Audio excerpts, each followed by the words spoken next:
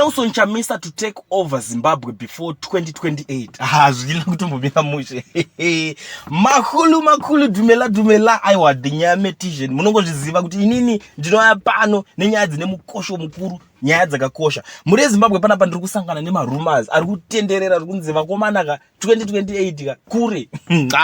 Panenge pasina kutodyiwa rinopisa ipapa kanguwa kadiki katosareka kaka. Unotonzwa kuti umwe munhu papa zvatodhakwa. Kunzwa pakungobwara kwezi kuti kuri ba bozi rimwe timu rese iri raifamba naChamisa avasunzwisa kuti strategy kurongwa nemukuru ndeni ndosaka leadership yake yakadinga bozi vanga vajera zvazvo kuti vanosvika vogarwa nopaso akakomana toda kudedele but izvo akanyatsonzwisa no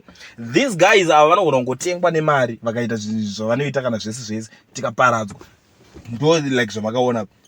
record this record that iye Chamisa akati maside shows izvi atisi kufocus on maside show mira toda kudila ne the main show so iye manje ndokunzwisisa pa strategy rake kuti no apa tikada kupinda kuti ndishandise strategy yangu ndichipinda ne citizen coalition for change iyi vanhu ava vandinavo ava vana unozongondiitira zvese vanhu ivava saka chiregedza inini ndite zvinhu zvangu muchinyararire ndozongobudikira ndichingo one kuti right panapa takutodai so unotongonzwa next step baba unokonzwa kuti mukomana anenge atopinda so panapa muri Zimbabwe tikuona kana vamwe vanhu vega unoziva kuti vanopupura vanga vari kuZANU-PF ikoko kwete vanhu vekuti vakabva kuZANU-PF no tine vanhu vakaita sa Killer Zivu anambobvira mbosapura tikati munhu wekuti akamboningina akamboita zvekudhisika munhu wekuti anga atongori kuZANU-PF atori MP ikoko so ndiye atanga so kubva blazi manje paakamboita accident paikasangana nenikiri kuti achitaura zvinhu zvakari straight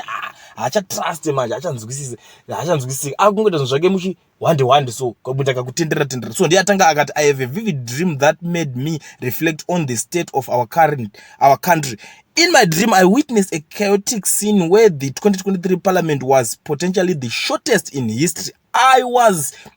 startled as I saw a mountain being obliterated to nothing by a powerful wind. Gomo rita kufufunurwa nemhepo right in short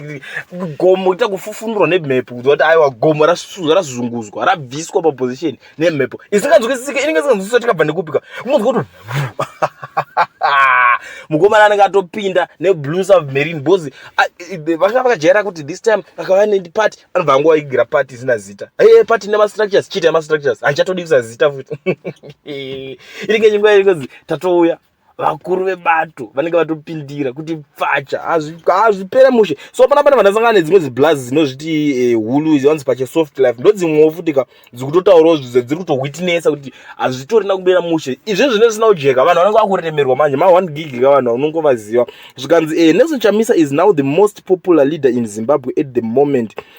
despite the so-called by-elections wins. In Chipinge and Chired's ZANU-PF support has planned to less than 5% as people are angry with the leadership. The ZANU-PF we see now will not make it to 2028. 2028 kure mdara.